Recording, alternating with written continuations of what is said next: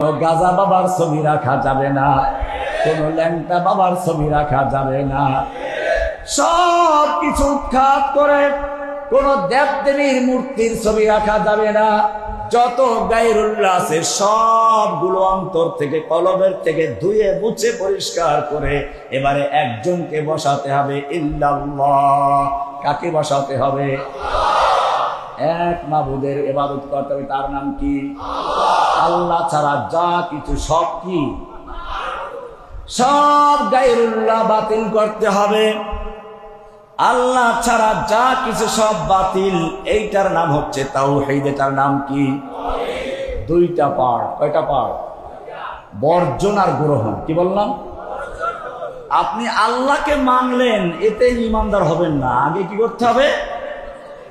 সব গায়রুল্লাহ বর্জন করতে হবে। দেবদেবী ও গায়রুল্লাহ, পীর মুরিদ ও গায়রুল্লাহ, খাজা বাবা গায়রুল্লাহ, দরগা দুর্গা গায়রুল্লাহ, তুমি আমি গায়রুল্লাহ, নবী রাসূল ও গায়রুল্লাহ, বাকি থাকবে এক আল্লাহ। লা ইলাহা ইল্লাল্লাহ, লা ইলাহা ইল্লাল্লাহ, লা ইলাহা ইল্লাল্লাহ। এটার নাম তাওহীদের নাম কি? এইটার নাম এক। এইটার নাম এক। এইটা আছে, সব ঠিক আছে। এইটা নাই, কিচ্ছু ঠিক নাই। আপনি শূন্য লেখলেন, শূন্য শূন্য শূন্য, 1000 শূন্য লিখেছেন, কোন মূল্য আছে? আগে একটা এক লেখো, এবারে একটা শূন্য দাও, কত হবে? আর 8 শূন্য কত হবে? আর 8 শূন্য কত হবে? এখন যত এক যোগ করবে তত একের মূল্য বাড়তে থাকবে, ঠিক কিনা? ঠিক তেমনি ভাবে তোমার লা ইলাহা ইল্লাল্লাহ ক্লিয়ার আছে, সব বর্জন করেছো, এক আল্লাহকে গ্রহণ করেছো, আল্লাহ সাক্ষী দিয়েছো আশহাদু আল্লা ইলাহা ইল্লাল্লাহ, আমি সাক্ষ্য দিচ্ছি আল্লাহ ছাড়া কোনো ইলাহ নেই, আমার আল্লাহ ছাড়া কোনো মাবুদ নেই, আল্লাহ ছাড়া কারো আইন মানব না, হুকুম মানব কার? মসজিদে না মন্দিরে? সব জায়গায় হুকুম চলবে কার? ব্যাংকে হুকুম চলবে কার?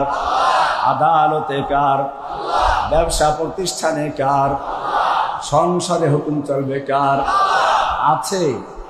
তাহলে কেমন মুসলিম হলো? লা ইলাহা ইল্লাল্লাহ, আল্লাহ ছাড়া কোরআন করতে চলবে না। এইটার নাম এক। এইটা যদি ঠিক থাকে তাহলে তোমার তাহাজ্জুদও ঠিক আছে, জিকির আজকার সব ঠিক আছে, দরুদ শরীফও ঠিক আছে, সব ঠিক থাকবে যদি কি থাকে? একটা লোক রাস্তার থেকে একটা মেয়ে লোক দেখেছে, সুন্দর, পছন্দ হয়েছে, ধরে নিয়ে আসছে, বিয়ে করে নাই। কি করে নাই? এবারে মেয়েটাকে গোসল করাইলো, উজু করাইলো, কোরআন পড়াচ্ছে, হাত মোজা, পা মোজা, বোরকা সব পড়াচ্ছে, কঠোর শরিয়া মেনে ঘর সংসার করছে, কিন্তু কি করে নাই? সংসার হারাম না হালাল? আগে কি করতে হবে? আগে তোমাকে বিয়ে করতে হবে ইজাব কবুলের মাধ্যমে, ঠিক কিনা? ঠিক তুমি যেভাবে বিয়ে না করে যত কোরআন পড়ো, স্ত্রীকে বোরকা পরাও, হালাল খাদ্য খাওয়াও, কোনো মূল্য নাই, ঠিক তেমনি ভাবে ইসলামকে কবুল করো 2টা সাক্ষী দিয়ে। কয় সাক্ষী দিয়ে? আশহাদু আল্লা ইলাহা ইল্লাল্লাহ, আমি আল্লাহ ছাড়া কারো হুকুম মানি না, আল্লাহ ছাড়া কারো আনুগত্য করি না। আল্লাহর আনুগত্য কাজ করো কার তরিকায়? না মন গড়া তরিকায়? নামাজ পড়ব কার দেখানো তরিকায়? আল্লাহর হুকুম মানব কার তরিকায়? মাগরিবের নামাজ পড়েছি কয় রাকাত? ফরজ 3 রাকাত। ফরজ কয় রাকাত? এশার নামাজ ফরজ কয় রাকাত? জোহর কয় রাকাত? এশা আসর কয় রাকাত? আসর ফরজ 4 রাকাত, জোহরও 4 রাকাত, এশাও 4 রাকাত, মাঝখানে মাগরিবের নামাজ 3 রাকাত। আজকে যদি আমি বলি ভাই আমি 11 বছর 16 দিন কারাবন্দী ছিলাম, পায়ে বেড়ি লাগিয়ে রেখেছে, পা অচল হয়ে গেছে, এত কষ্ট করেছি, এখন থেকে আমি তোমাদেরকে বলি মাগরিবের নামাজ কাও 4 রাকাত পড়ো, নামাজ পড়বে কেউ? কেন বাবা, আমি তো অন্যায় কিছু বলি নাই। এক রাকাত নামাজ বেশি পড়লে একটা রুকু বাড়বে, দুইটা সেজদা বাড়বে, সুবহান রাব্বিল আযীম বাড়বে, সুবহান রাব্বিয়াল আলা বাড়বে, ঠিক কিনা? আমি তো বাপ দাদার তসবিহ পড়তে বলি নাই, নামাজ হবে কিনা? সব ইমামরা একমত হয়ে আমার বিরুদ্ধে লেগে যাবে। ভণ্ড কোত্থেকে আসছে, প্রতারক, পিটাও থাকে, ঠিক কিনা? কেন বাবা, আমি তো অন্যায় কিছু করি নাই। তুমি বুঝতে পেরেছ, যত বড় বুজুর্গ, যত বড় আল্লাহর ওলি হোক না কেন, যত বড় আলেম হোক না কেন, আল্লাহর নবী আমাদেরকে নামাজ শিক্ষা দিয়েছেন। মাগরিবের নামাজ ফরজ 3 রাকাত। কয় রাকাত? কে শিক্ষা দিয়েছেন? আল্লাহর নবী।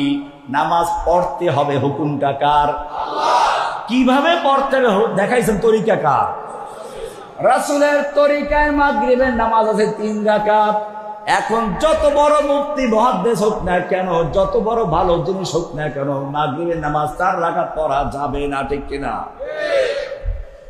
ঠিক তেমনি ভাবে বুঝতে হবে জীবনের সব ক্ষেত্রে নামাজ, রোজা, হজ, যাকাত, তাসবিহ, তাহলিল, ইবাদত, বন্দেগী সব কিছু করব কার দেখানো তরিকায়? রাসূলের দেখানো তরিকায়। এর নাম হচ্ছে আশহাদু আন্না মুহাম্মাদান আবদুহু। এর সাক্ষী দেওয়ার মানেটা কি? বিস্তারিত বলার সুযোগ নেই, সংক্ষিপ্ত আকারে বললাম যে 2 সাক্ষী দিতে হয়। মক্কার কাফেররা বুঝতে পারলো লা ইলাহার মানেটা কি, কাজী তারা আল্লাহর নবীর চাচা আবু তালেবের কাছে গিয়ে বলল, আবু তালেব, তোমার চাচাকে বলো সে কি চায়। যদি সুন্দরী নারী বিয়ে করতে চায়, আমরা মক্কার সবচেয়ে সুন্দরী নারী তাকে বিয়ে দিয়ে দিব। যদি ধনী হতে চায়, মক্কার সবচেয়ে বড় ধনী করে দিব, চাঁদা করে তাকে বড় ব্যবসায়ী করে দিব। যদি সে শাসক হতে চায়, রাজা হতে চায়, আজকেই আমরা তাকে মক্কার রাজমুকুট পরিধান করিয়ে দিব। তবে একটা শর্ত হচ্ছে, লা ইলাহা ইল্লাল্লাহর দাওয়াত বন্ধ করতে হবে।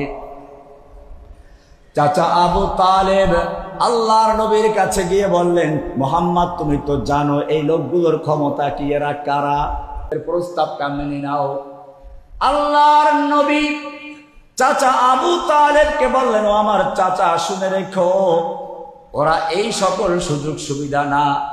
ওরা যদি আসমানের সূর্যটাকে আমার এক হাতে তুলে দেয়, চন্দ্রটাকে আর এক হাতে তুলে দেয়, এক মুহূর্তের জন্য আমি তাওহীদের দাওয়াত বন্ধ করতে পারবো না। এইবারে মক্কার কাফেরদের দ্বিতীয় প্রস্তাব আগেরটার চেয়েও জঘন্য। এইবারে প্রস্তাব করলো, ঠিক আছে তুমি তোমার দাওয়াত চালিয়ে যাও, কিন্তু একটা কথা, আমাদের প্রস্তাব মেনে নাও। তুমি আমাদের পূজায় যাবে, আমরাও তোমার ঈদগাহে যাব।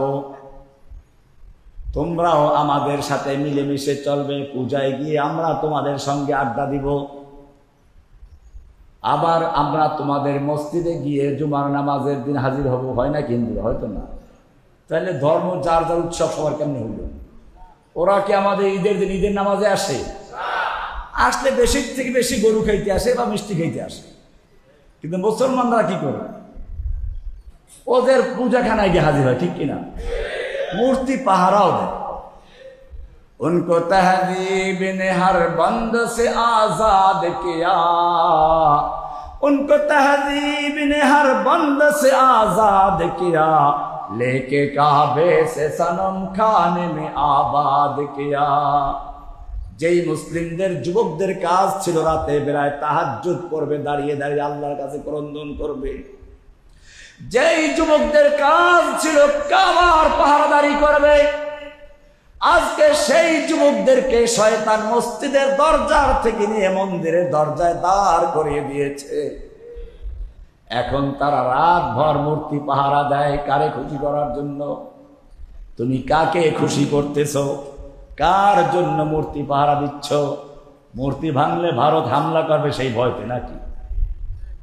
ভয় করব কাকে? ভয় করব কাকে? ওয়ালা তাহিনু ওয়ালা তাহজানু ওয়া আনতুমুল আ'লাউনা ইন কুনতুম মুমিনিন। আল্লাহ রাব্বুল আলামিন বলছেন, ও মুমিনরা তোমরা জেনে রাখো, তোমরা ভয় পেও না, চিন্তা করো না, হীনমন্য হয়ে না। ওয়ালা তাহিনু ওয়ালা তাহজানু, খবরদার খবরদার ভয় পেও না, হীনমন্য হয়ো না। ওয়ালা তাহজানু, চিন্তাও করো না। ওয়া আনতুমুল আ'লাউনা, তোমরাই থাকবে সমাদৃত, তোমরাই থাকবে উচ্চাসনে। ইন কুনতুম মুমিনিন, শর্ত হলো যদি তোমরা কি হতে পারো, কি হতে পারো, মুমিন হতে হবে। মুমিন হলে পরে আজ हर के तरसद अज खुदा तक़वा गुज़ीद, हर के तरसद अज खुदा तक़वा गुज़ीद, तरसद अज वही जिन्नो इंसा हर के दीद। যেই ব্যক্তি আল্লাহকে ভয় করবে, হাক্কা তুকাতিহি, আল্লাহকে যথাযথ ভয় করো, দুনিয়ার সমস্ত মানব দানব তোমাকে ভয় করে চলবে। ভয় করতে হবে কাকে? মরলে মরবো কার জন্য, বাঁচলে বাঁচবো কার জন্য? মক্কার কাফেররা আল্লাহর নবীকে এসে প্রস্তাব করলো, আমরা তোমার ধর্মীয় অনুষ্ঠানে যাব, তোমার ধর্ম পালন করব, আবার তুমি আমাদের ধর্ম পালন করবে, মিলেমিশে চলি। আল্লাহর নবীকে এই প্রস্তাব করা হলো। এইবারের প্রস্তাব আরো জঘন্য প্রস্তাব। আল্লাহ তাআলা বরদাস্ত করলেন না, আসমান থেকে জিব্রাইলকে পাঠিয়ে দিলেন, ও জিব্রাইল যাও আমার নবীকে সূরা শুনিয়ে দাও। কুল ইয়া আইয়ুহাল কাফিরুন, এ কাফেরের দল, লা আ'বুদু মা তা'বুদুন, তোরা যার পূজা করিস আমি তার পূজা করি না, আমি যার ইবাদত করি তোরা তার ইবাদত করো না। ওয়ালা আনা আবিদুম মা আবাদতুম, আমি যার ইবাদত করি তোরা তার ইবাদত ভবিষ্যতেও করবি না, পারি নও। ওয়ালা আনা আবিদুম মা আবাদতুম, আমি যার ইবাদত করি আমি তার ইবাদতকারী, তোমাদের মূর্তির ইবাদতকারী কখনো হব না। লাকুম দীনুকুম ওয়ালিয়া দীন, তোদের ধর্ম তোদের, আমার ধর্ম আমার, তোদের ধর্মের সঙ্গে আমার ধর্মের কোনো মিল নাই, কোনো মিলেমিশে চলার সুযোগ নাই। নাজিল করেছেন কে? পরিষ্কার করে দিন, লাকুম দীনুকুম ওয়ালিয়া দীন। এর পরেও যদি কোনো ব্যক্তি অন্য ধর্মের অনুষ্ঠানে গিয়ে হাজির হয়, তার ঈমান থাকবে? এবারে আল্লাহর আয়াত শুনুন, কোরআন বলছে, ওয়া মান ইয়াবতাগি গায়রাল ইসলামি দীনান ফালান ইউকবালা মিনহু ওয়া হুয়া ফিল আখিরাতি মিনাল খাসিরিন। যে ব্যক্তি আল্লাহর দেওয়া ইসলাম ছাড়া অন্য কোনো কিছু তালাশ করবে, অন্বেষণ করবে, ফালাই ইউকবালা মিনহু, সে যত বড় মুফতি মুহাদ্দিস হোক, হাজী হোক, গাজী হোক, নামাজ রোজা হজ যাকাত ইবাদত জিহাদ কোনো কিছুই কবুল হবে না। ওয়া হুয়া ফিল আখিরাতি মিনাল খাসিরিন, সে ব্যক্তি আখিরাতে ক্ষতিগ্রস্ত। আবু জাহেল, আবু লাহাব, নমরুদ, ফিরাউন, হামানদের কাতারে কিয়ামতে উঠবে। জোরে বলেন নাউজুবিল্লাহ। আল্লাহর নবী বসে আছেন, ওমর রাদিয়াল্লাহু তাআলা আনহু এসে তাওরাতের এক খণ্ড এনে বললেন, ইয়া রাসূলুল্লাহ, আমরা তাওরাতের অনেক ভালো ভালো কথা শুনতে পাই, কিছু লিখে রাখবো কিনা? এই বলে তাওরাত পড়া শুরু করলেন। আল্লাহর নবীর চেহারা রাগে ক্ষোভে লাল হয়ে যেতে লাগলো। আবু বকর রাদিয়াল্লাহু তাআলা আনহু লক্ষ্য করলেন, তিনি বললেন, সাকিলাতকা সাওয়াকিলু ইয়া ওমর, ওমর তুই যদি মরে যেতিস, ওমর তুই যদি মরে যেতিস, ওমর তুই যদি মরে যেতিস। ওমর কি করলাম? আল্লাহ নবীর চেহারার দিকে তাকালেন, বুঝতে পারলেন আল্লাহ নবী রাগ করেছেন। সঙ্গে সঙ্গে তিনি তার ঈমানকে নবায়ন করে বললেন, রাদিতু বিল্লাহি রাব্বাহ ওয়া বিল ইসলামি দীনাহু ওয়া বিমুহাম্মাদিন সাল্লাল্লাহু আলাইহি ওয়াসাল্লাম নাবিয়্যান ওয়া রাসূলা।